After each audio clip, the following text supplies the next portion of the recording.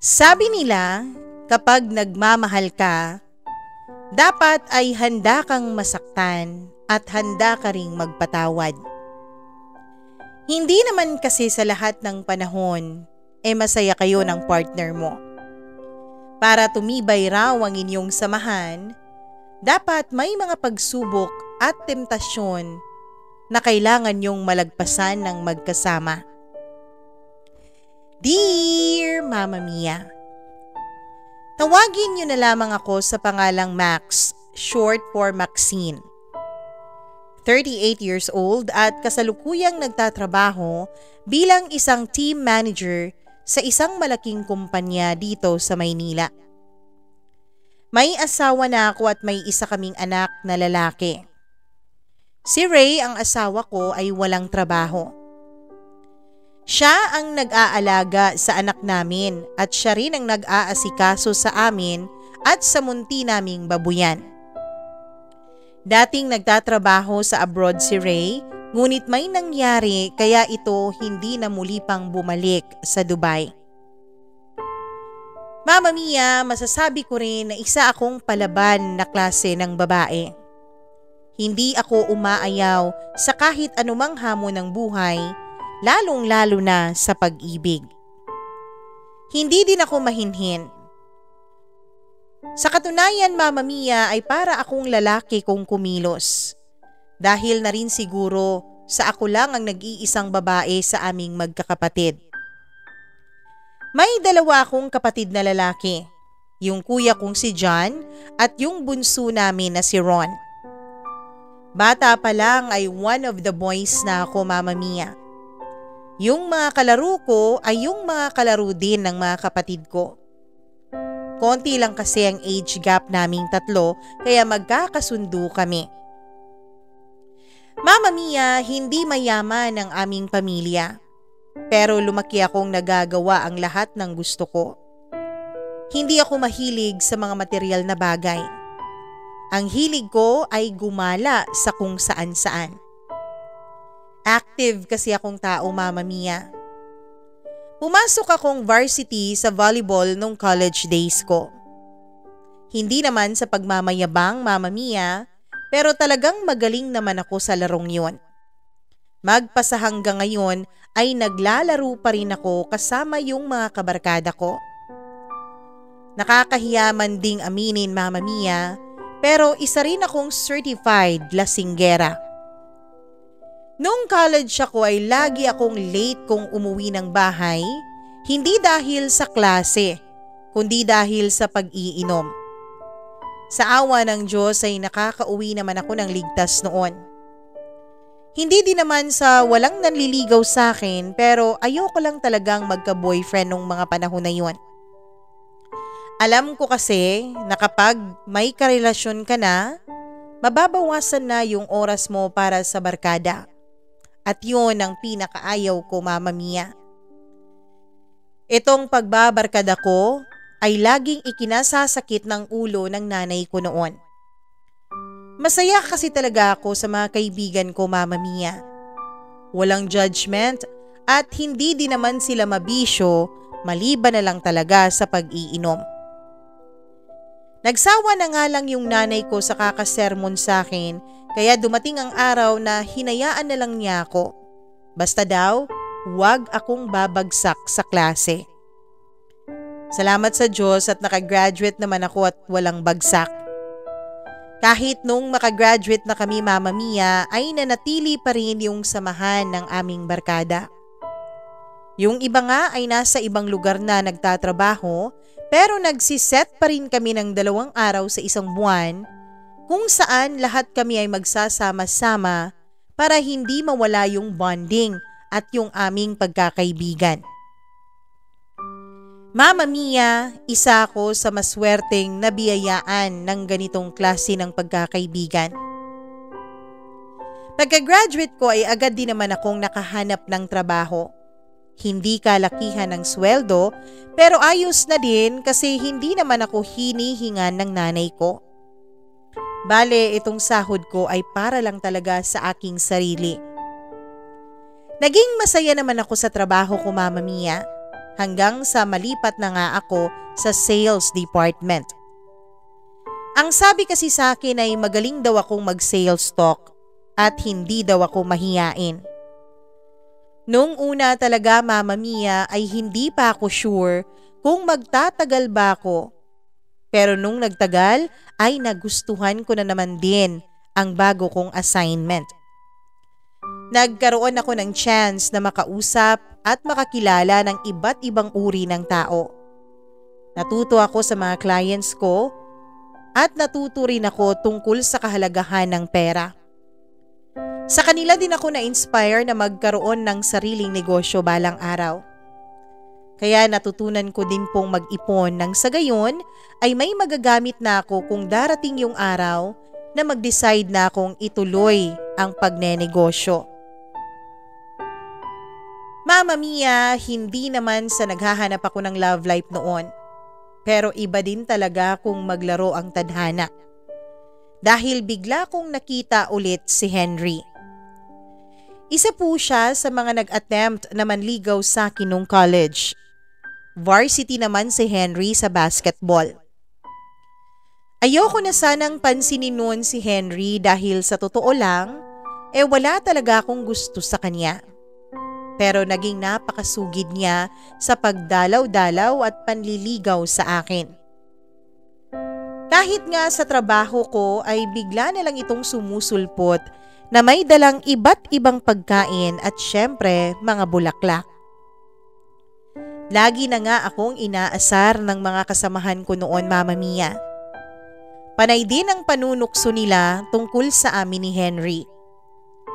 Dahil na rin sa peer pressure, ay naisipan kong sige na nga, pagbibigyan ko na si Henry. Baka sa pagtagal magustuhan ko din siya, tulad ng nangyari sa trabaho ko. Naging panay na nga ang pag-aya sa akin ni Henry, Mama Mia, na mag-date. At dahil doon ay mas nakilala ko siya. Isa na pala siyang pulis. Mama Mia, turn on sa akin ang men in uniform. Kaya plus points ni Henry yon. Nalaman na din ng mga kaibigan ko ang panliligaw ni Henry sa akin. Wala naman pong nag-react. Yung iba nga sinasabi, buti naman daw at pumayag na akong magpaligaw. Kabilang sa mga yun, ang nanay ko, Mama Mia. Naalala ko pa, sabi niya na pumasok daw sa isip niya ang posibilidad na baka isa akong lesbian. Natatawa na lang ako sa alaalang yun. Dahil hindi naman ako nag-e-entertain ng lalaki noon, ay wala talaga akong idea kung ano ba ang dapat na gawin ng isang babaeng may manliligaw. Basta sumasabay na lang ako sa agos. Naging open din ako kay Henry na ayoko sa premarital sex. Sabi niya, okay lang naman daw sa kanya, kaya naging panatag akong kasama si Henry. Naging bonding namin ng sports, Mama Mia. At syempre, ang pag-inom na kasama ang aking mga kaibigan. Akala ko talaga noon si Henry na talaga ang magiging unang boyfriend ko. Pero nagkamali ako, Mama Mia. Nag-decide ako na sasagutin ko na si Henry. Kaya naman, agad ko siyang tinawagan para mag-aya na lumabas kaming dalawa. Hello, Hen? Pwede ka ba bukas? Labas tayo? Day off ko kasi. Sabi ko noon sa kanya. Naku Max, hindi ako pwede. May seminar akong pupuntahan. Pagtanggi niya. Okay lang naman sa akin yun, Mama Mia. Kaya ang sabi na lang nito ay next week na lang daw kami magkita. Pumayag naman ako. At dahil nga day off ko nung araw na yun, ang nag-decide na lang ako, Mama Mia, na gumala na lang mag-isa kasi nga hindi naman pwede si Henry sa araw na yun. At alam mo ba, Mama Mia, kung sino ang nakita ko sa mall nung lumabas ako nung araw na yun? Walang iba kundi si Henry. Lalapitan ko na sana siya nung maunahan ako ng isang magandang babae. Ang lapad ng ngiti nito sabay yakap kay Henry. Hindi ko talaga alam kung ano bang dapat kong isipin nung time na yon. Mabuti na nga lang at napigilan ko pang sarili kong lapitan sila. Hindi ko tinawagan o kinompronta man lang si Henry sa bagay na yon. Pero sa totoo lang, Mama Mia, ay naglaho yung kagustuhan ko na sagutin siya.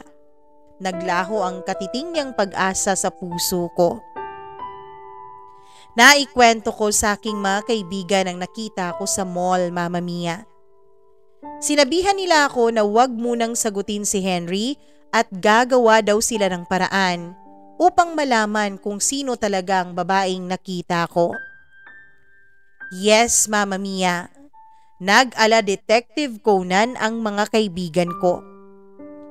Natatawa na lang talaga ako sa mga pinaggagawa nila nung time na yon. Habang ako naman ay masaya dahil napatunayan ko na naman kung gaano ako kamahal ng aking mga kaibigan. Mama Mia, ilang linggo ang lumipas nung muli kaming magkita ni Henry. Hindi ako nagpahalata na may nakita akong kasama niya sa mall.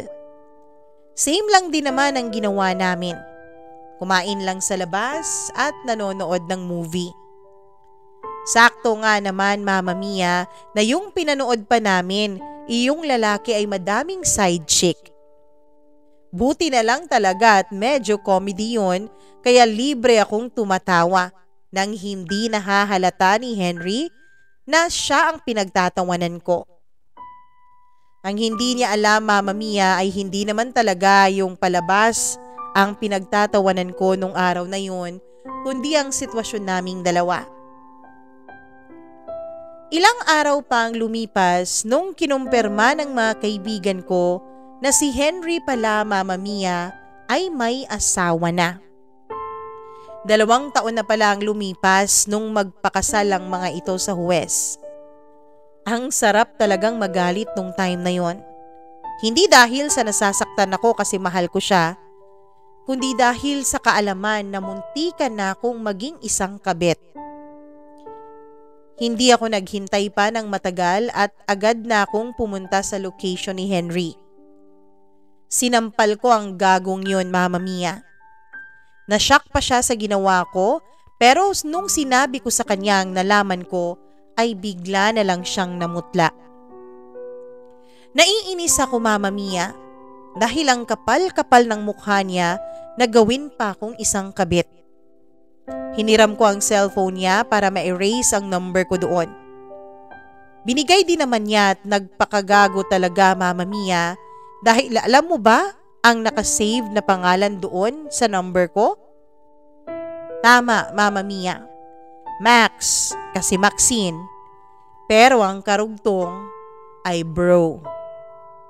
Naiinis na natatawa na lang talaga ako. Dahil hindi ko talaga nahalata na may asawa na pala ang hayop na yon. Pagkatapos kong mabura ang number ko sa cellphone niya, ay agad din naman akong lumabas at umalis sa lugar na yon.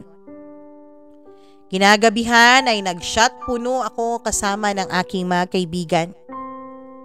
Don't get me wrong, Mama Mia. Pero mas nasaktan yung ego ko dahil sa ginawa ni Henry. Sa una kong karanasan sana sa pag-ibig, magiging kabit pa ako. Pinagtatawanan ako ng mga kaibigan ko habang naglilitanya. Puno ng asara ng gabing yon. Napakasarap sa pakiramdam na kahit may nangyari sa akin na hindi maganda, ay may mga kaibigan naman ako na lagi kong maaasahan. Mama Mia, ang natuklasan ko ay minabuti kong umalis na lang sa trabaho ko upang hindi na ako mapuntahan pa ni Henry. Dahil alam ko na sa kapal ng mukha niya, malamang ay kaya pa niyang magpakita doon. Kaya pa niyang mag-ala Prince Charming doon, nakikiligin naman ang iba kong mga katrabaho. Ayokong mag-explain, kaya nag-resign na lang ako. Hindi din naman nagtagal, Mama Mia, ay nakakita ako ng bagong trabaho bilang isang sales representative sa isang retail company. Maayos ang naging trabaho ko, Mama Mia, dahil more on field. Masaya ako kasi hindi ako makukulong sa opisina lang. Sigurado ako na madami pa rin akong matututunan sa bagong trabaho ko. Kasabay ng trabaho ko sa field, Mama Mia, ay ang paghahanap ko ng lupa na pwede kong mabili. Iniisip ko kasi, Mama Mia, na gumawa ng isang maliit na babuyan para lang pang simula ng negosyong gusto kong mapasukan.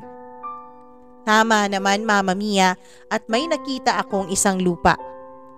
Mura pa lang yun dahil malayo pa sa kabihasnan. For 5 years ko itong babayaran buwan-buwan. Kaya naman nag-focus ako noon sa trabaho. Ang ganda kasi ng inspirasyon ko. Yung after 5 years ay magkakaroon na ako ng sarili kong lupa.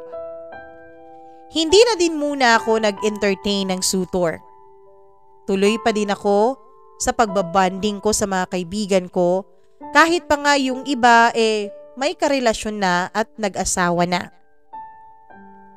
Hindi ko malilimutan ang taong 2013, Mama Mia. Dahil ito yung taon na nagbago ang buhay ko, lalong-lalo na ang buhay pag-ibig ko. Itong taon na din kasi ito nakilala ko ang asawa kong si Ray. Una kaming nagkita sa isang resto bar. Nandun kami ng mga kaibigan ko para sa aming monthly bonding. Habang si Ray naman ay nandun kasama ang mga kaibigan niya dahil nagse-celebrate sila ng kanyang kaarawan. Mama Mia, muling nagbiro ang tadhana sa akin dahil magkakilala pala ang isa kong kaibigan at yung pinsan ni Ray na kasama nila. Para mas masaya daw ay nag-isa yung grupo namin sa isang mahabang table. Nung una, Mama Mia, ay hindi ko siya nagustuhan dahil ewan ko ba, may naramdaman akong yabang sa kanya. Medyo presko kasi ang datingan niya. Yung tipong GGSS o gwapong-gwapo sa sarili. Kahit ang totoo naman, sakto lang yung itsura niya. Kung ano-ano lang naman ang naging topic namin nung gabing yon. Kanya-kanyang kwento tungkol sa trabaho, sa mga kagaguhan nung kami ay mga bata-bata pa lang. Alam mo, Mama Mia, kahit madami kaming nainom, ay hindi naman ako tinamaan. Sa kakainom ko kasi, parang naging tubig na lang yung alak sa akin. Mas una pa ngang nalasing si Ray. Dahil sa medyo may tama na, lumabas na yung ugaling mapang-asar ng mga ito. Nariyan yung pinagpa-partner kami ng mga kaibigan naming dalawa ni Ray. Dahil pareho daw kaming sawi sa pag-ibig. Wala lang naman sa akin yon dahil sanay na ako sa mga ganyang pang-aasar. Ewan ko ba, Mama Mia, 28 years old pa naman ako noon, pero kung tingnan ako ng iba parang ang tanda-tanda ko na at kailangan ko na talagang mag-asawa. Dahil sa akala ko na hanggang nung gabi lang naman ang pagkikita at pagkakakilala namin ni Ray, ay pinatulan ko yung mga pang-aasar nila. Habang siya naman ay tumatawa lang at minsan-minsan lang kung sumagot. Isa yun sa pinakamasayang gabi ng aming pagkakaibigan ng mga barkada ko, Mama Mia. Maganda kasi yung mga may nakakausap ka na hindi mo kakilala kasi hindi ka mahihiyang magkwento. Hindi ka naman din nila kilala kaya no judgment. Matapos ang gabing yun, Mama Mia, ay hindi na kami muli pang nagkita ni Ray at nung kanyang mga kaibigan. Hindi din kasi kami nagkapalitan ng contact details. Nagpatuloy ang mga araw ko, Mama Mia, pero sa totoo lang, hindi talaga mawala-wala sa isip ko si Ray. Minsan nga ay kinakausap ko ang sarili ko kung bakit lagi ko siyang naiisip, hindi ko naman siya type. Mayabang, gwapong-gwapo sa sarili, tapos wala pang direksyon ng buhay. Hindi ko na din sinabi sa mga kaibigan ko ang tungkol doon dahil alam kong aasarin lang naman nila ako. Akala ko Mama Mia ay hanggang doon na lang talaga, pero bigla na lang pong may tumawag sa akin na unknown number. Nung una ay hindi ko sinasagot dahil hindi naman talaga ako sumasagot ng unknown number. Sa isip ko kung importante talaga ang sadya niya ay magte-text siya. Ilang beses pa itong tumawag pero hindi ko pa rin sinagot. Nakatanggap ako ng text mula sa number na yon. Hi, kay Maxine ba ang number na to? Yan mismo ang text niya Mama Mia. Nag-reply din naman ako. Sino ka? Nag-reply siya ng ha ha ha ha. Si Maxine nga itong ka-text ko. Yan ang sinagot niya sa akin. Na para bang kilalang kilala niya ako dahil matapos ko lang sagutin ang text niya ng 2 salita ay nakilala niya agad na ako talaga ang ka-text niya. Mama Mia, malapit na akong mainis noon kung hindi lang ito nag-text ulit ay baka iba pa ang nasabi ko sa kanya. Max, si Rayto, remember? Yung sa resto bar? Pakilala nito sa akin. Biglang bumilis ang tibok ng puso ko nung mabasa ko yun, Mama Mia. Hindi pa nga ako nakareply ay tumawag na ito. Hi Max, si Rayto. Naalala mo pa ba ako? Bungad na tanong niya pagkasagot ko ng tawag. Oo, pero teka, paano mo nalaman ang number ko? Saan mo nakuha? Tanong ko sa kanya kahit na may ideya na naman ako kung kanino niya nakuha ang number ko. Dahil nabablangko talaga ang isip ko noon, Mama Mia, kung ano ba ang pag-uusapan naming dalawa. Ipinaliwanag niya sa akin na minsan daw kasi silang aksidenteng nagkita ni Kat, isa sa mga kaibigan ko. Si Kat daw ang nagbigay ng number ko sa kanya. Nag-usap lang kami noon saglit at siniguro lang daw niya na naalala ko pa siya. At mula nga nung araw na yun, Mama Mia, ay araw-araw na kung mag-text sa akin si Ray. Nalaman ko na wala pala itong trabaho kasi kababalik lang nito galing Saudi. Only child daw po siya at yung mga magulang niya ay may sariling lupa. Nag-abroad daw siya dati dahil sa nahikayat siya ng kanyang pinsan. Nag-iisip daw siya na magtayo ng negosyo gamit yung perang naipon niya. Sa katunayan, yung negosyo talaga ang laging topic naming dalawa. Nanghihingi kasi siya ng idea kung ano raw ang magandang inegosyo. Kung ano daw ba yung malakas sa market ngayon. Naikwento ko sa kanya, Mama Mia, yung plano kong babuyan. Sabi niya maganda daw yun, basta ba may magandang lugar kung saan pwedeng mag-alaga ng baboy. Nasabi ko sa kanya na may hinuhulugan ako ngayong lupa na siyang balak kong pagtayuan ng maliit kong babuyan. At dahil sa araw-araw naming pag-uusap ay naging palagay ang loob ko kay Ray, Mama Mia. Naging matalik kaming magkaibigan. Lilinawin ko, Mama Mia. Hindi pa niya ako nililigawan nung mga time na ito. Tanging negosyo at pagkakaibigan lang ang pinag-uusapan namin.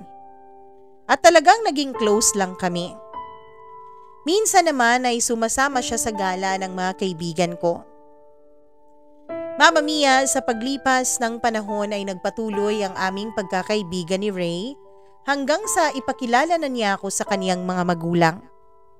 Ang kwento ng mga magulang niya sa akin ay ako lang daw ang tanging babaeng ipinakilala sa kanila, kaya ang akala daw nila ay girlfriend ako ni Ray. Na-flatter naman ako sa aking nalaman at aaminin ko na unti-unti kong nagugustuhan si Ray, Mama Mia.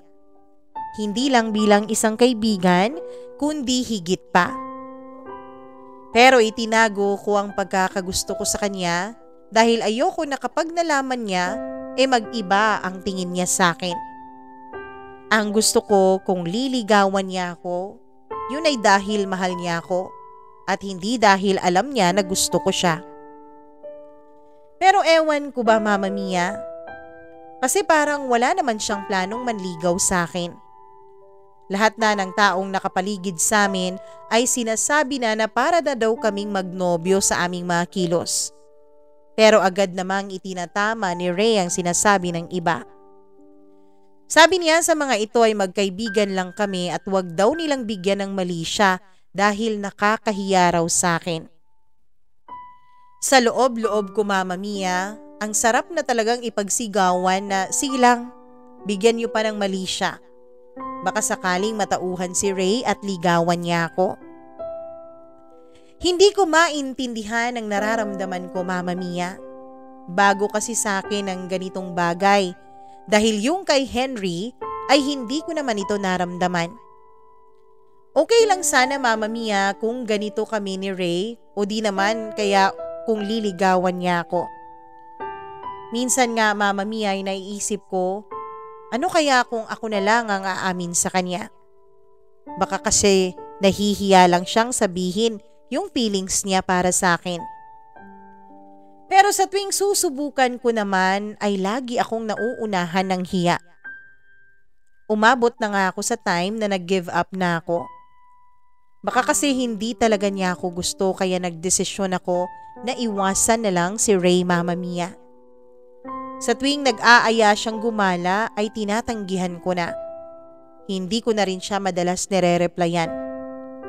Lagi kong palusot sa kanya ay busy ako sa work o di kaya naman ay may meeting ako. Kailangan ko yung gawin, Mama Mia, para maiwas ko ang sarili ko sa posibleng sakit na maidudulot ng sitwasyon naming dalawa.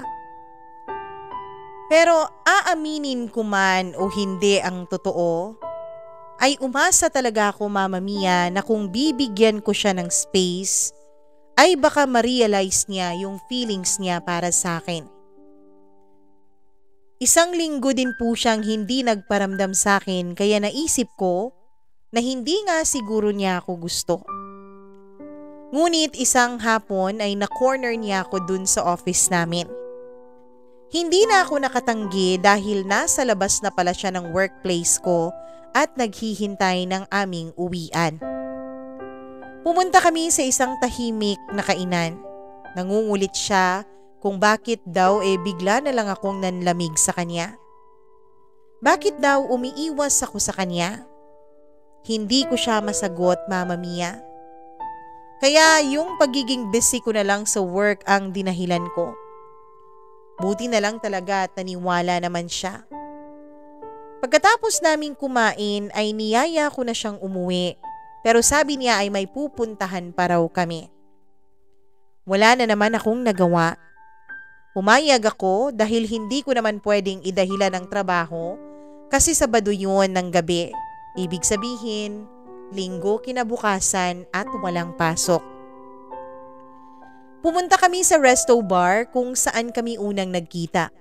Sa isip ko, gusto lang pala niyang uminom. Bakit kailangan dun pa? Umorder lang kami ng beer at habang naghihintay ay nakikinig lang ako sa mga kumakain at nagkukwentuhan. Habang si Ray naman ay tahimik lang na wari mo ay may malalim na iniisip. Nakailang bote na ng beer kaming dalawa, Mama Mia, nung bigla siyang nagsalita. Alam mo, Max, may naiisip ako. Simula kasi nung umiwas ka sa akin ay hindi ko alam, pero talagang na-miss kita. Hindi bilang isang kaibigan ha, kundi bilang babae. Sa tingin ko kasi, hindi, mali. Mali ang gusto kong sabihin, pero sasabihin ko na rin. Sa tingin ko, Max, mahal na kita. Mahabang paliwanag niya sa akin. Naubos ko ang isang baso ng beer sa isang lagukan lang, Mama Mia. Nabigla kasi ako sa mga sinabi niya at hindi ako nakapagsalita. Nagpatuloy siya sa kanyang pagsasalita pero wala na akong narinig at naintindihan sa mga sinasabi niya. Ang rumihestro lang sa utak, sa isip at sa puso ko ay ang salitang mahal kita. Ang saya ng puso ko noon, Mama Mia. Sa wakas ay umamin na rin si Ray sa akin. Umuwi kami nung gabing yun na hindi sure kung kami na ba o magliligawan pa. Ang naalala ko lang, matapos siyang umamin sa akin ay bumalik na kami sa dati. Laging magka-text, magkatawagan at laging lumalabas ng kaming dalawa lang. Siguro nga yun na yun, Mama Mia. Hindi din naman kami naging awkward sa isa't isa. Naging madalas nga niya akong dalhin sa kanila at mas naging madalas na rin ang pagdalaw niya sa bahay namin. Isang araw, Mama Mia, ay bigla na lang siyang nag-propose ng kasal sa akin. Nothing fancy ang ginawa niya. Basta nagpakita siya ng singsing at inaya niya akong magpakasal. Kahit nabigla ako, dahil hindi naman talaga naging formal ang relasyon naming dalawa, ay sumagot pa rin ako ng yes. Mama Mia, hindi tulad ng ibang couple na sobra yung pag-aabala para sa kanilang kasal, kaming dalawa ni Ray ay relax lang. Napag-usapan na rin namin dahil mahal ang pagpapakasal sa simbahan at hindi rin sasapat ang ipon namin, kaya nagdesisyon kami na sa West na muna magpakasal. Gusto kasi namin yung naipon namin ay pang negosyo namin. Sinabi namin ito sa aming mga magulang. Alam mo ba, Mama Mia, sobra-sobra ang naging pagtutol both sides. Gusto kasi ng mga magulang namin na sa simbahan kami magpakasal at nang maimbitahan namin yung mga malalapit naming kamag-anak at mga kaibigan. Pero hindi lang kami kumibo ni Ray. Hinayaan lang namin sila sa mga gusto nilang isipin at gusto nilang sabihin. Nag-usap kami ni Ray pero kahit anong pagbabudget namin, ay alam talaga namin, Mama Mia, na hindi namin kakayanin yung gastos. At dahil pareho kaming matigas ang ulo, naisip naming magpakasal ng palihim. Pareho naman na kaming over 25 years old. Kaya technically, hindi na kailangan ng parents consent para kami ay magpakasal. Oo, Mama Mia, kumuha kami ng mga requirements at nagpakasal kaming dalawa sa West. Kumuha lang kami ng mga pwedeng mag-witness doon. Matapos ang seremonya, ay kumain lang kami sa labas tsaka kami pumunta sa kanya-kanyang bahay upang ipaalam na sa aming mga pamilya ang aming ginawa. Kahit galit ang aming mga magulang ay wala na rin silang nagawa, Mama Mia, dahil tapos na. Kasal na kaming dalawa ni Ray. Inassure na lang namin sila na kapag nakaluwag-luwag na kami ay tsaka na kami magpapakasal sa simbahan.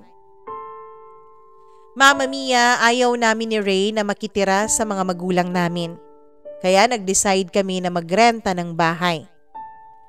2 linggo matapos naming ikasal, ay nakalipat na kami sa isang bahay na malayo-layo sa mga subdivisions. Gusto kasi ni Ray na simulan na ang negosyong gusto niyang manukan, Mama Mia. Hinayaan ko siya dahil mahilig naman talaga siya sa manok. Yung pinuhunan niya ay yung naipon niya sa pag-a-abroad niya dati. Habang ako naman, Mama Mia, ay patuloy pa rin sa aking trabaho hanggang sa ma-promote na ako bilang supervisor. Mama Mia, sa pagsasama naming dalawa ni Ray sa iisang bubong, ay tsaka lang talaga namin unti-unting nakikilala ang bawat isa. Siya ay tipikal na lalaki, medyo tamad, lalo na sa mga gawaing bahay. Kaya naman galing sa trabaho ay ako pa ang naglilinis ng bahay at nagluluto. Hindi naman yun naging malaking issue sa akin dahil busy din naman siya sa pag-aasikaso ng sinisimulan naming negosyo. 1 taon na kaming nagsasama ay hindi pa din kami nabibiyayaan ng anak. Lagi naman kaming nagtatry. Pero sadyang hindi pa siguro yun ang tamang panahon. Upang mawala sa amin ang pressure sa pagkakaroon ng anak, ay pinagbuti na lamang namin ang aming mga trabaho, Mama Mia. Pero bigla na lang kaming sinabihan sa office namin na nag-file na pala ng bankruptcy yung kumpanya. Kinailangan kong humanap ng ibang trabaho. Buti na lang Mama Mia at may kilala yung head. Yung head ko na kumpanyang naghahanap ng mga salesperson. Akala ko talaga ay tuloy-tuloy na ang pag-aasenso namin sa buhay. Pero sinubok na naman kami ng tadhana. Dahil natamaan ng sakit ang mga manok na inaalagaan ni Ray. Wala talagang natira kahit isa Mama Mia. Patay lahat ang mga manok niya. Bumagsak ang negosyo niya. Kaya wala kaming naging choice kundi ang tumigil na lang sa manukan. Sabi nga nila, kung may nawala ay may dadating. Same year Mama Mia na nalugi ang aming negosyo ay kinumpirma ng aking doktor na ako ay nagdadalang tao na. Ang saya namin Mama Mia. At dahil wala namang trabaho noon si Ray, ay siya na muna ang nagkatoka sa bahay. Hanggang sa makapanganak na nga ako. Doon namin naramdaman Mama Mia na kulang talaga kung isa lang yung nagtatrabaho sa pamilya. Pero dahil wala naman siyang experience na magtrabaho dito sa Pilipinas, ay nagdesisyon ang asawa ko na bumalik sa abroad. Kahit ayoko siyang payagan, ay wala rin naman akong nagawa Mama Mia dahil alam ko naman na para sa future namin ang kanyang ginagawa. At para may katimbang ako sa pag-aalaga sa anak ko, ay bumalik ako sa aking mga magulang. Buti na lang talaga at pumayag ang mga ito. Natuloy sa kanyang pag-a-abroad si Ray. Doon siya sa Dubai nakahanap ng trabaho. Wala namang naging problema sa komunikasyon naming dalawa dahil araw-araw naman kaming magka-video call noon. Pero talaga namang mahilig talaga sa sorpresa ang mundo. Mama Mia, unti-unti kong nararamdaman na parang nababawasan ang oras ni Ray para sa akin. Ang sabi niya dahil lang daw yun sa sobrang busy siya sa kanyang trabaho. Panay daw kasi ang OT niya para magkaroon ng mas malaki-laking ipon. Naniwala naman ako Mama Mia sa dahilan niya kasi malaki naman siya kung magpadala. Nagtataka nga ako kung bakit malaki siya magpadala. Nag-aalala ako baka kasi inuubos niya ang pera niya sa pagpapadala sa akin.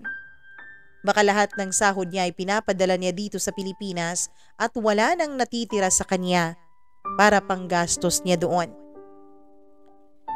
Isang gabi Mama Mia ay hindi nakapag-online si Ray at inisip ko na lang na siguro ay overtime na naman siya sa kanyang trabaho. Wala akong magawa nung time na yon kaya nag-Facebook na lang ako. Laking gulat ko Mama Mia dahil may nag-notify sa akin na nakatag si Ray sa isang post ng babaeng nagngangalang Olivia. Agad kong chinek ang picture na yon Mama Mia at nakita ko nakaka-post lang nito sa Facebook. Nandun si Ray at may hawak na isang bote ng alak. Hindi lang yon Mama Mia. Dahil sa picture, makikita mo na pares-pares ang mga nandun. Kaya naman nagsimula akong magduda sa aking asawa. Sa tuwing sinasabi niya sa akin na busy siya sa trabaho, ay hindi ko maiiwasang magduda na magkasama silang dalawa nung Oliviang yon. Mama Mia, tinanong ko si Ray about sa picture na yon. Pero hindi niya ako masagot ng diretso. Lagi na lang niyang binabago ang usapan. Dahil sa pagdududa ko, ay nasabi ko yun sa isa kong kaibigan na nasa Dubai din nakadistino sa kanyang trabaho. At gaya nung dati Mama Mia, gumawa ng paraan ng kaibigan ko para malaman ang katotohanan nang sa ganon ay mapanatag na raw ang isip ko.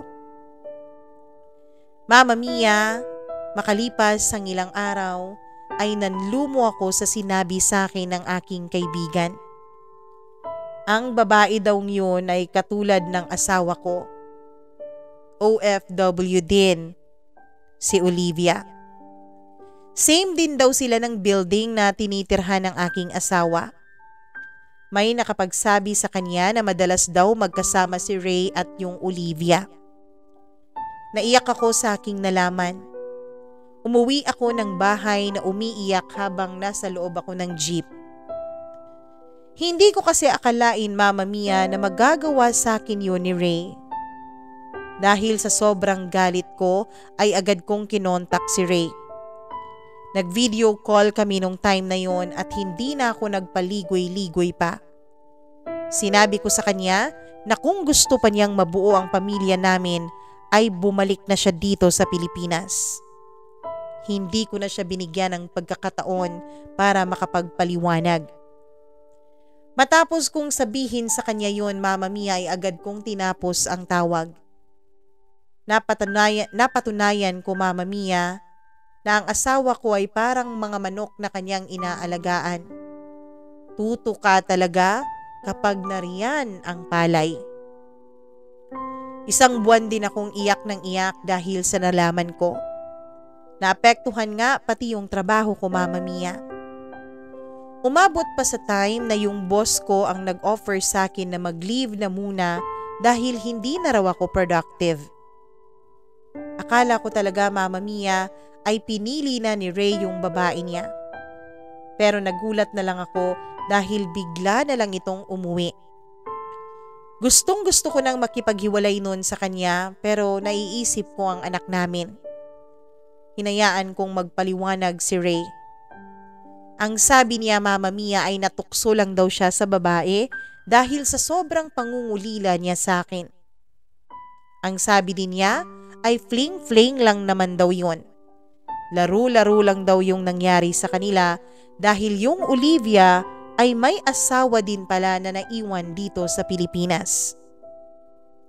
Hindi ko talaga matanggap ang paliwanag niya. Pero kinausap ako noon ng aking mga magulang at ng mga magulang niya. Isipin ko daw yung anak namin. Kaya kahit galit pa ako, Mama Mia, kahit na naiinis pa rin ako at nasasaktan sa ginawa sa akin ng asawa ko, ay pinakisamahan ko pa din si Ray. Pinilit naming ayusin ang aming pagsasama. Hindi agad-agad, Mama Mia. Pero unti-unti ay natatanggap ko na rin na nagkasala ang asawa ko. Natutunan ko na rin siyang patawarin.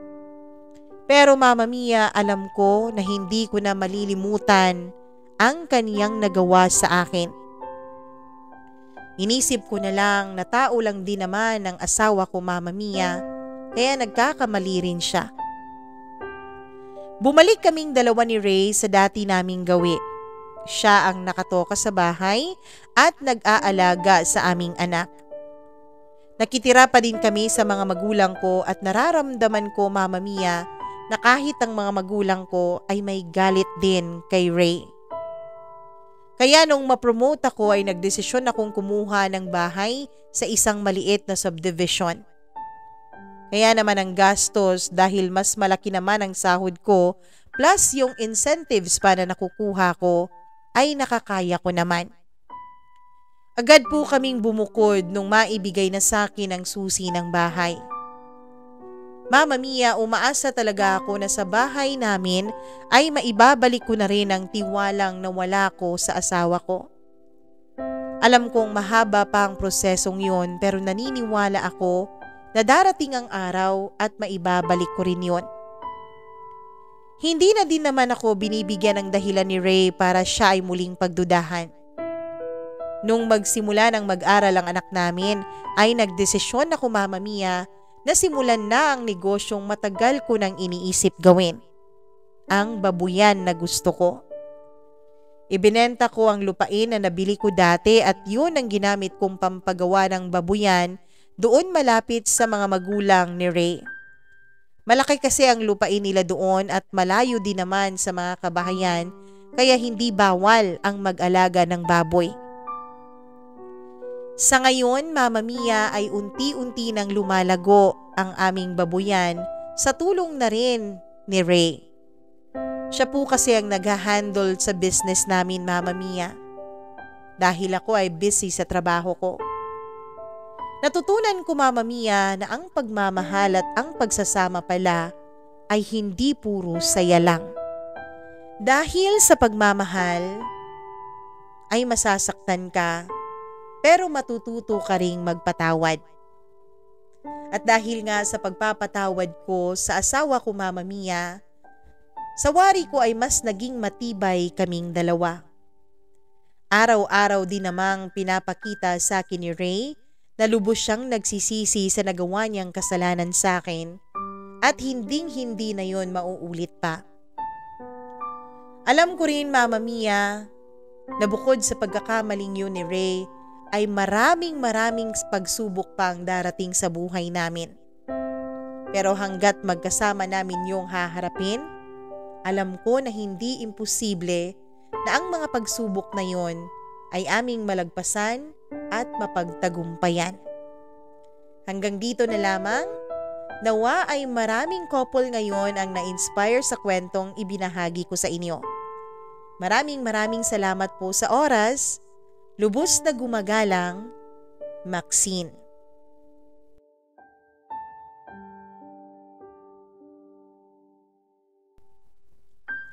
Ang isang pagsasama ay lagi talagang binabato ng mga problema at mga pagsubok.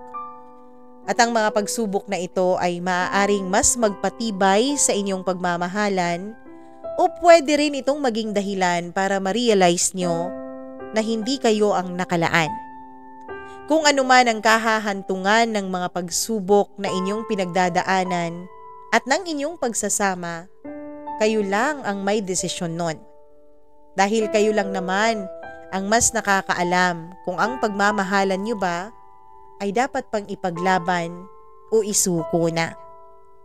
Sana bago kayo sumuko, sana lumaban muna kayo. Yun naman ang importante. Maraming salamat po sa pakikinig nyo sa kwento ni Maxine. Nawa ay nagustuhan nyo ang kwentong itinampok natin ngayong araw. Kung ito ay inyong nagustuhan, huwag nyong kalimutang i-like at i-share ang video na ito. At huwag nyo ring kalimutan na mag-subscribe. At kung hindi nyo pa nakiklik yung notification bell, i-click nyo para updated kayo sa bawat nating upload. Ito po ang inyong Mama Mia. Magandang araw.